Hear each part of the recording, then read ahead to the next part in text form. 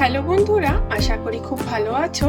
বাজারে এখন বিভিন্ন কুলের ছড়াছড়ি, আর সেটা টোপা কুল হোক কিংবা নারকেল কুল, খেতে কিন্তু দারুণ মজাদার।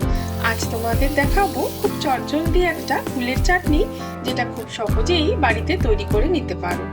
টমেটো আমসত্ত্বের চাটনি তো আমরা 12 মাসই খাই, তাই এই শীতকালে কুলের চাটনিটা কিন্তু একবার অবশ্যই ট্রাই করতে পারো। চলো দেরি না করে চটপট রান্নাটা দেখে নিই। এখানে কিছু টোপা কুল ধুয়ে বেছে পরিষ্কার করে নিয়েছি। টোপা কুলের এই বোটাগুলোকে একটু ছাড়িয়ে নিতে হবে। বোটাগুলো ছাড়িয়ে নেওয়ার পর আমি 1 চামচ মতো বিট নুন বা ব্ল্যাক সল্ট দিচ্ছি। বেশ কয়েকটা কুলকে আমি এভাবে নুন দিয়ে চটকে নিচ্ছি। এতে কুলের মধ্যে মশলা বা রসটা খুব ভালো ঢুকবে, আর চাটনির স্বাদটাও খুব ভালো হবে। চাটনির মশলা তৈরির জন্য একটা প্যানের মধ্যে দিচ্ছি 3টে শুকনো লঙ্কা, 1 চামচ মতো 5 ফোড়ন, সামান্য একটু নেড়ে চেড়ে মিক্সিতে গুঁড়ো করে নিতে হবে। মশলাটা আমাদের রেডি। কড়াই গরম হয়ে গিয়েছে, সামান্য একটু সর্ষের তেলের মধ্যে ফোড়নের জন্য দিচ্ছি একটা শুকনো লঙ্কা, একটা দারচিনি, খুব সামান্য একটু কালো সর্ষে। এবার কুলগুলোকে দিয়ে দিচ্ছি।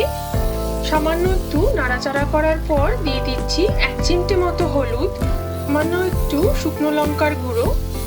কুলের চাটনিতে একটু ঝাল ঝাল হলে বেশ মজা লাগে। 1 কাপ মতো জল দিয়ে দিচ্ছি। এটা ফুটে উঠলে আমি 1 কাপ আন্দাজে গুড় দিয়ে দেব। আমার কাছে কিছুটা ঝোলা গুড় আর কিছুটা পাটালি ছিল, আমি দুটোই দিয়ে দিলাম। কুল যদি একটু বেশি টক হয় সেখানে কিন্তু 1 কাপের বদলে 1.5 কাপ মতো গুড় লাগে। এবার 1 চা চামচ মতো চাটনির মশলাটা দিচ্ছি।